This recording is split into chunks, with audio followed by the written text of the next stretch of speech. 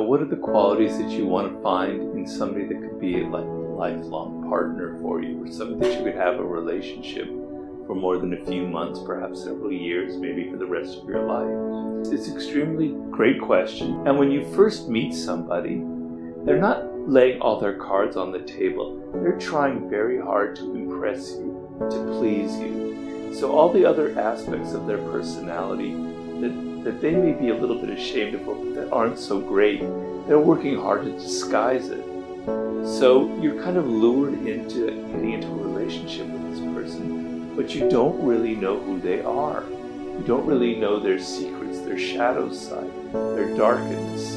And then you get involved with them, and then it comes out and they grate you, they irritate you, and you break off the relationship. If you are in that situation where you're looking for a long-term relationship, to look below the surface, to try and gauge the person's character, not their personality, which is different. Their personality is the mask that they wear, how they appear in social situations.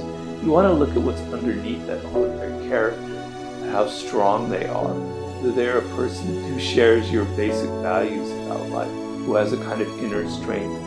A very important quality is, can this person take criticism at all, right? There are people out there that can't take any kind of criticism, the slightest put down, and they explode, they get outraged, and they get almost violent sometimes.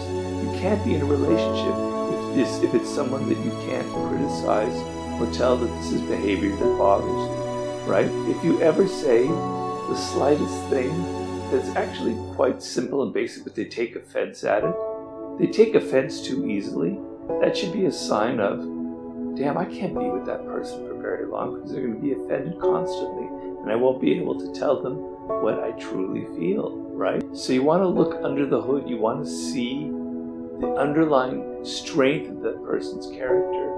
And I think of Franklin Delano Roosevelt, who when he was a young man was very handsome, very wealthy. There were all of these beautiful women that wanted to have him propose marriage to. And he ended up choosing Eleanor Roosevelt, who was considered to be kind of the ugly duckling of all the people in their circle. And she wasn't ugly, but she wasn't one of these beauties like these other women. He chose her because of her character, because she was strong, because she was intelligent, and because the superficial things, the sexual attraction, which isn't totally superficial, but can be. And you want to be able to think, can I talk to them about subjects that interest me? Are they able to surprise me? Or can I imagine talking to this person at the breakfast table in 10 years and still being interested in them? Do we share a similar sense of humor? Because being able to laugh at the same things and have a similar kind of sense of humor, things that amuse you. But the main thing that's going to wear on you, is going to break the spell, is that the other person becomes too familiar. You know everything about them, right? At the end of a year, there are no more surprises left. They're too familiar. Your mind starts to wander.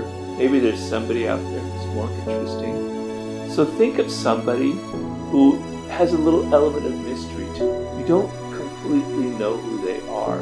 And what you suspect that they might be hiding is very interesting. They're intelligent. You can talk about things that interest you, that excite you, and there's a connection there. And you're sometimes surprised by what they say. But the ability to be surprised by someone, to continue to have conversations with them, to be able to share similar stories, to have a similar taste in animals. As a cat person or a person who loves animals, I could never be in a relationship with someone who doesn't love animals. I don't care if it's cats, dogs, cockroaches, rats, whatever. They have to love animals. Whether it's your love of animals, whether it's your love of outer space and UFOs, or I don't care what it is, things that excite you. If the other person doesn't share that at all, it's going to be really hard to maintain an interest in them over a long period of time. So these are the things that I think that are extremely important to go into a long-term relationship.